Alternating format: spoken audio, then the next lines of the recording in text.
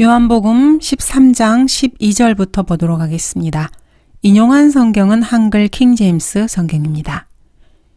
그리하여 그들의 발을 씻기신 후에 옷을 입으시고 다시 앉으시어 그들에게 말씀하시기를 내가 너희에게 행한 일을 알겠느냐. 4절에서 우리는 저녁 식탁에서 일어나셔서 옷을 벗어서 한쪽에 놓으신 주님의 모습을 보았습니다. 이것은 주님께서 죽음에서 일어나셔서 부활하신 모습이라고 볼 수 있습니다. 또 수건을 허리에 두르시는 모습을 통해서 종의 형체를 입으신 주님의 모습도 보았습니다. 이제 주님께서는 제자들의 발을 다 씻어주셨습니다. 종으로서의 주님의 일을 마치신 것입니다. 그리고 옷을 입으시고 다시 앉으시는 예수님의 모습을 통해서 우리는 다시 주님께서 하나님의 영광스러운 형체를 입으시고 아버지께서 계신 곳으로 돌아가서 거기 앉아 계신 모습을 보게 됩니다. 내가 너희에게 행한 일을 알겠느냐? 주 예수 그리스도께서는 지금 우리 그리스도인들에게 물으십니다. 그리스도인이라면은 네 하고 대답할 수 있어야 합니다. 14절과 주님께서는 그 다음 절에서 설명을 해 주십니다. 제자들의 발을 씻어 주심으로써 주님께서는 말로 다 표현할 수 없는 창조주 하나님의 겸손을 보여주십니다. 또한 제자들을 향한 주님의 극진한 사랑도 보여주십니다.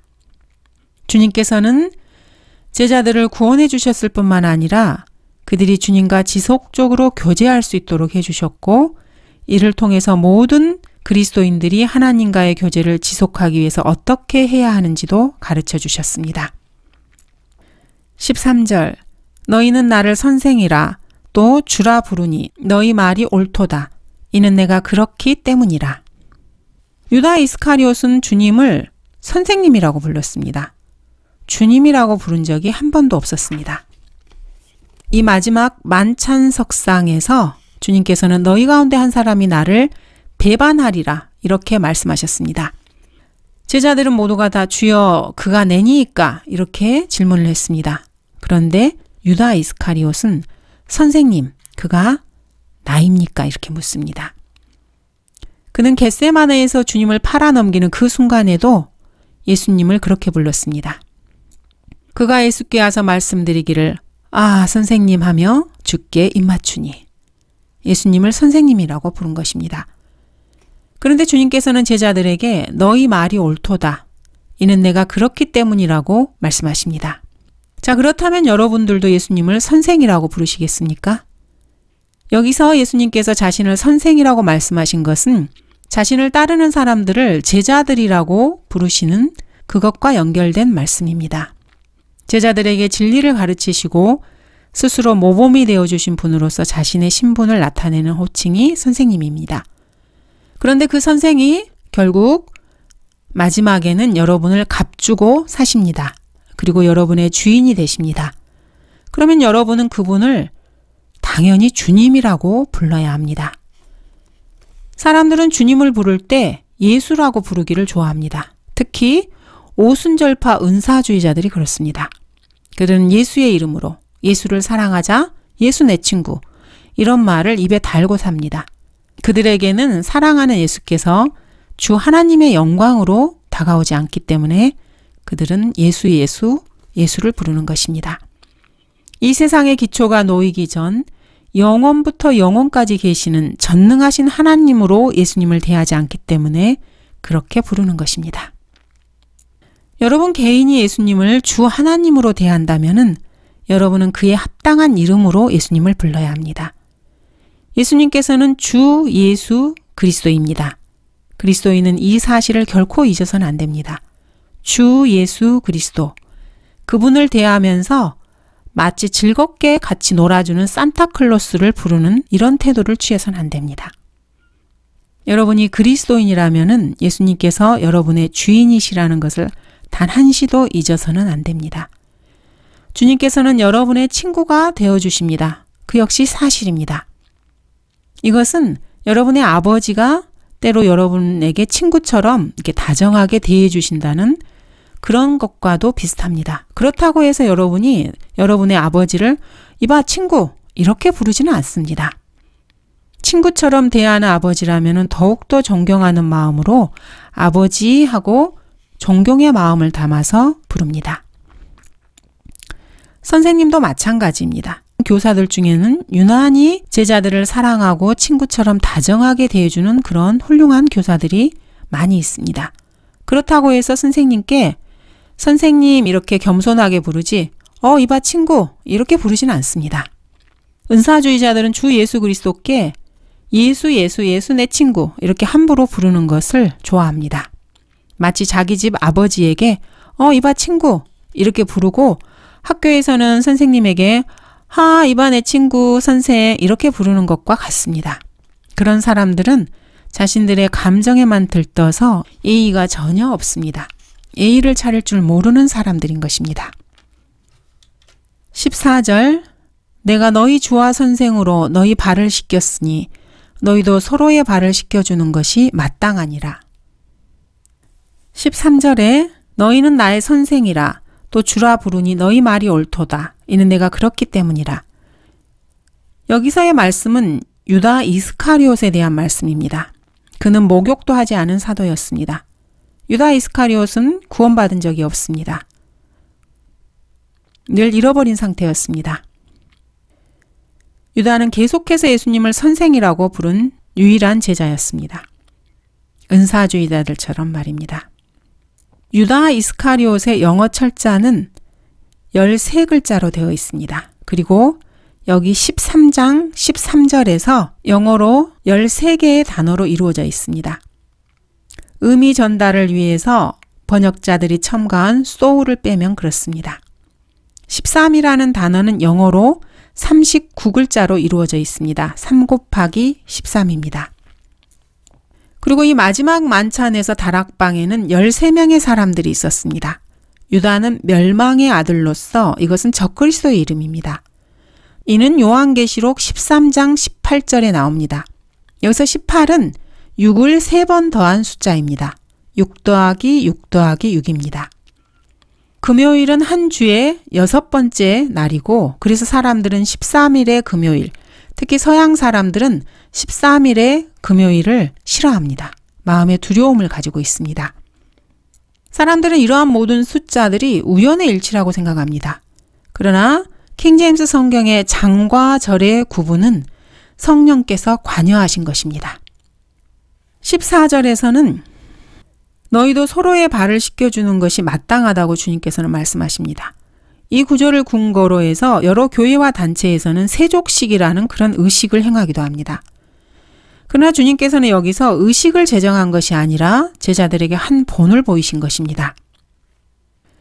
또 예수님께서 제자들에게 보여주신 이 본이라고 하는 것은 사람들의 실제 발에서 먼지를 씻어내는 그런 것과는 전혀 상관이 없습니다. 주님께서는 여기서 이런 일들 이렇게 말씀하시는데 여기서 이런 일들이라고 하는 것은 매일 죄에서 깨끗하게 되기 위해서 서로를 말씀으로 섬기는 것을 말합니다. 여기서 이런 일들은 영어로 these things입니다. 말씀으로 서로를 섬기는 것을 말합니다.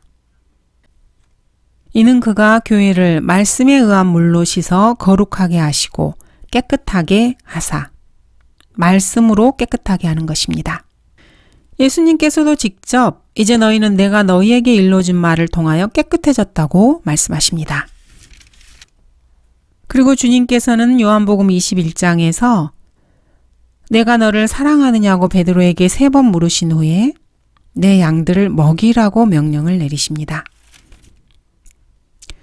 청년이 무엇으로 자기 길을 정결케 하리이까? 주의 말씀을 따라 조심할 것이니이다. 주의 말씀을 내 마음에 간직하였으니 이는 내가 주께 범죄치 아니하려 함이니이다. 내가 주의 법기들을 묵상하며 주의 길들을 존중하리이다. 내가 주의 규례들을 즐거워하며 주의 말씀을 잊지 아니하리이다. 내 눈을 열어주소서. 그리하시면 내가 주의 법에 경이로운 것들을 보리이다.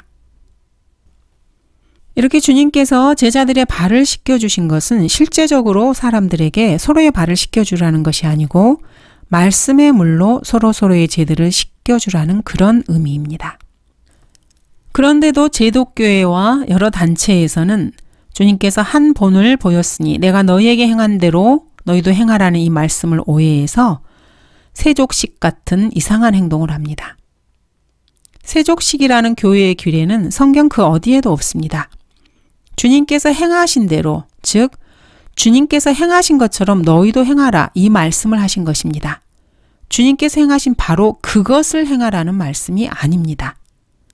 말 그대로 형제들의 발을 물로 씻어주라 이런 말씀이 결코 아닙니다.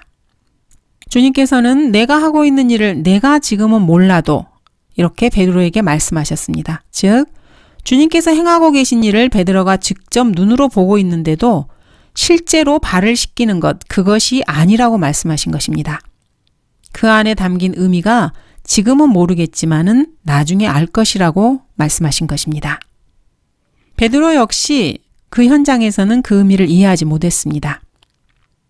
하지만 나중에 깨닫게 되면은 주님께서 행하신 이 행동에 담긴 그 의미를 깨닫게 되면은 다음에 그 일을 하라고 말씀하신 것입니다. 16절 진실로 진실로 내가 너희에게 말하노니 종이 자기 주인보다 더 위대하지 못하며 보냄을 받은 사람이 보낸 사람보다 더 위대하지 못하니라. 주님께서는 제자들의 발을 씻겨주심으로써 뭔가 상징적인 본을 보여주셨습니다. 주님은 겸손과 온유함으로 제자들이 서로 말씀으로 섬기고 보살필 것을 가르치신 것입니다. 제자들이 아무리 뛰어나도 주님보다는 더 위대하지 못합니다. 그런데 이제 주님께서는 몇 시간 후면은 제자들을 떠나야 합니다. 주님께서 떠나신 뒤에 제자들보다 더 위대하셨던 분께서 행하셨던 일들을 자기들이 행하지 않는다면은 이 제자들은 주님의 진정한 종들이 아닙니다. 제자들이 진짜로 주님의 종들이었다면은 당연히 주님께서 행하셨던 대로 행해야만 합니다.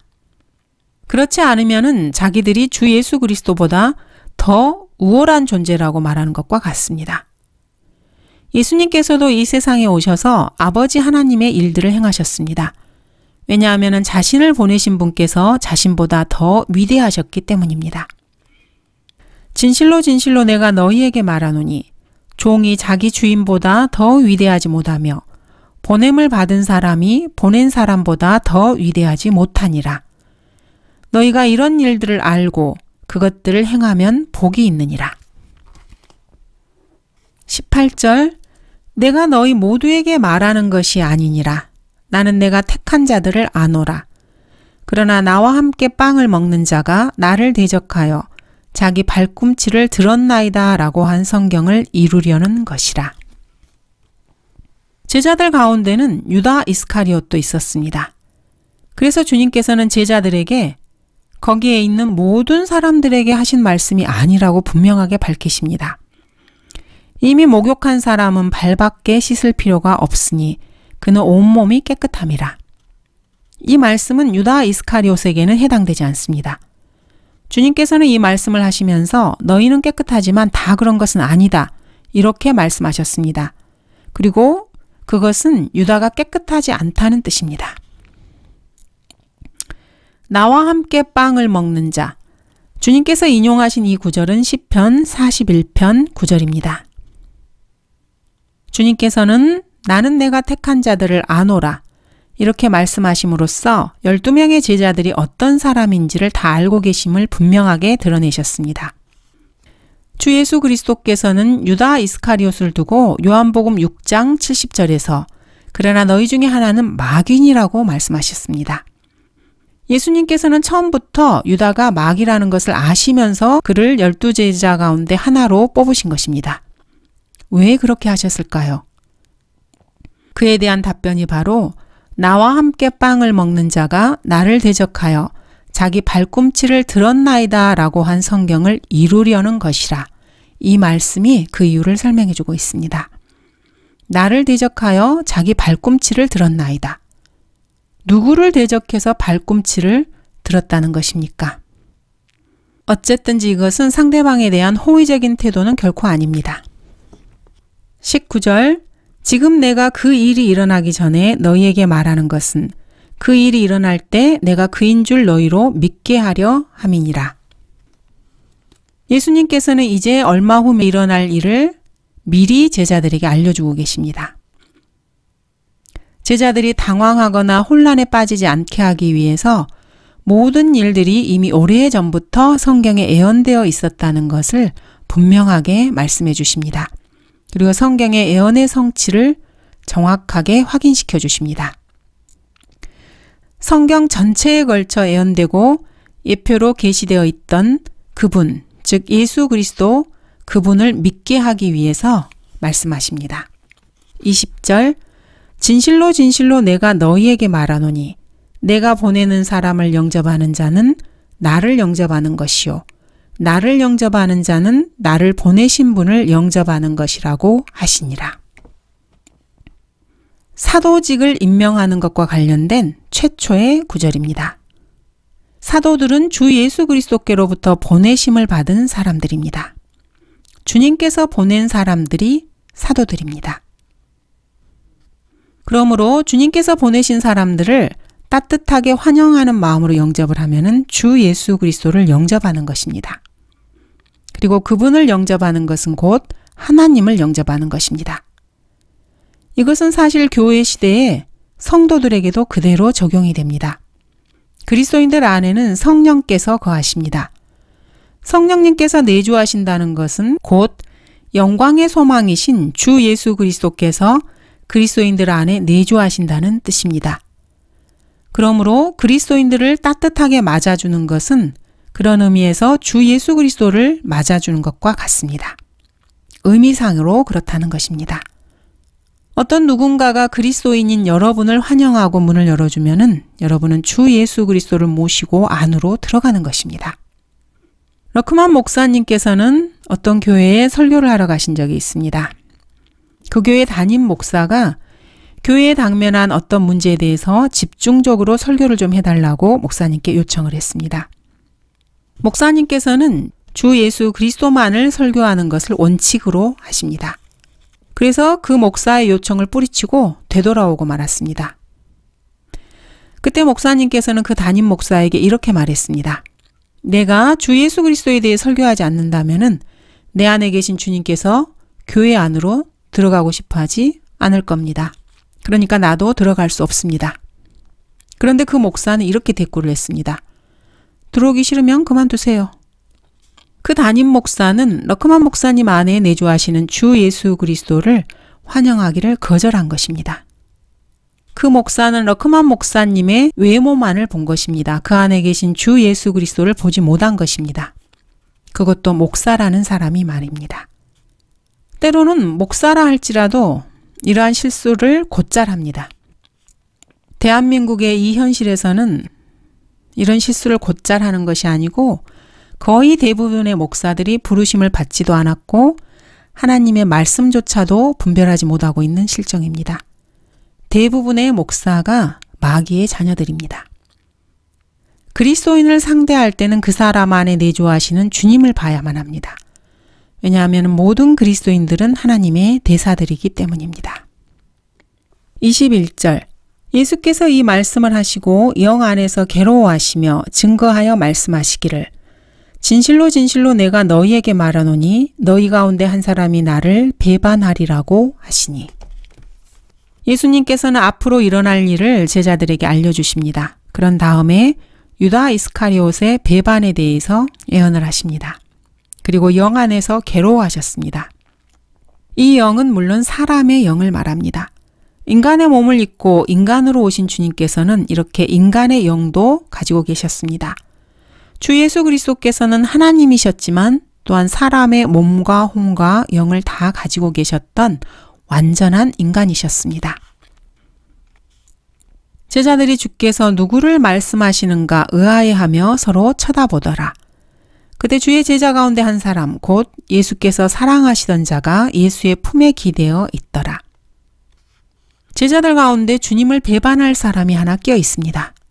자, 주님께서 그 말씀을 하셨을 때 방 안의 분위기가 싸해졌을 것입니다. 그런 가운데에서 한 제자가 예수님의 품에 기대어 있습니다. 이 모습을 한번 상상해 보시기 바랍니다. 주 예수 그리스도를 배반할 한 사람, 그리고 주님의 품에 기대어 있는 한 제자. 참으로 멋진 대조를 이루고 있습니다. 주님의 품에 기대어 있던 사람은 바로 요한이었습니다. 요한은 자기 자신을 말할 때 항상 예수께서 사랑하시던 자라고 칭하고 있습니다. 그녀가 달려가서 시몬 베드로와 예수께서 사랑하신 다른 제자에게 와서 그들에게 말하기를, 여기서 예수께서 사랑하신 다른 제자라고 말하고 있습니다. 이 제자가 바로 요한입니다. 저녁을 먹는 자리에서 예수님의 품에 기대어 앉아있는 이 사람 역시 예수께서 사랑하시던 제자라고 칭하고 있습니다. 21장 24절에서는 이런 일들을 증거하고 또 이런 일들을 기록한 제자가 이 사람이라 이렇게 기록하고 있습니다. 요한이라는 말은 사랑하는, 사랑받는 이라는 뜻입니다. 요한은 자기 자신을 이런 식으로 칭했습니다. 요한은 또한 예수께서 자기 사람들을 사랑하시되 그들을 끝까지 사랑하시니라고 분명하게 밝히고 있습니다. 주님께서 요한 자신만을 사랑하신 것이 아니라 주님의 제자들을 유다를 제외하고 모두 다 사랑하셨다는 뜻입니다. 그렇지만 요한은 자기 자신에 대해서는 예수께서 사랑하시던 제자, 예수께서 사랑하신 다른 제자 이렇게 부르고 있습니다. 그래서 주님께서 특별하게 아주 독특한 방식으로 자신을 사랑하셨음을 내비치고 있습니다. 요한 자신은 다른 제자들보다 자기가 주님의 사랑을 더 많이 받고 느끼고 있다고 생각했음을 보여줍니다. 요한의 이러한 감정이나 표현은 유치한 사람들이 주님을 향해서 느끼고 있는 그런 사랑의 이야기, 주님 사랑해요, 이런 것과는 차원이 다릅니다. 요한복음에서 보이는 요한의 성격을 보면은 요한은 그 누구보다도 냉철하고 강직하고 견고하며 옳지 않은 일에 대해서는 칼날 같던 그런 모습을 보인 사람이었습니다. 타협할 줄 모르는 대쪽 같은 사람이었습니다. 그런 요한의 입에서 나온 사랑이라는 그 말은 은사주의자들이 말하는 젖비린내 나는 사랑과는 거리가 멉니다. 이런 요한이 지금 주님의 가슴에 기대어 있습니다. 요한은 그 누구보다 주님과 가까이 앉아 있었습니다. 하늘에 있는 그룹들도 요한만큼 주님께 가까이 있지는 못했습니다. 요한은 지금 주님의 가슴에 기대어서 주님의 심장에서 맥박치는 하나님의 영원하신 피의 고동소리를 듣고 있었습니다. 그 피는 하나님께서 주 예수 그리스도께 주신 생명의 피이고 이 피는 믿는 모든 사람들에게 영원한 생명을 주는 그런 피였습니다. 그 피가 주님의 심장에서 맥박치고 있었습니다. 그리고 지금 요한은 그 고동소리를 자신의 귀로 듣고 있었습니다. 요한은 끊임없이 맥박치는 주님의 심장 소리를 들으면서 창세기 1장으로 돌아가 그보다도 훨씬 더 멀리 시작도 없고 끝도 없이 아주 먼 그 영원을 느끼고 있었을지도 모릅니다. 요한의 그러한 심정이 요한복음 1장 맨 처음에 잘 나와 있습니다. 태초에 말씀이 계셨고 그 말씀이 하나님과 함께 계셨으니 그 말씀은 하나님이셨느니라. 그 말씀이 태초에 하나님과 함께 계셨느니라.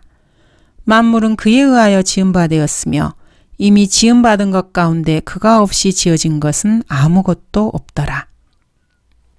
24, 25절입니다.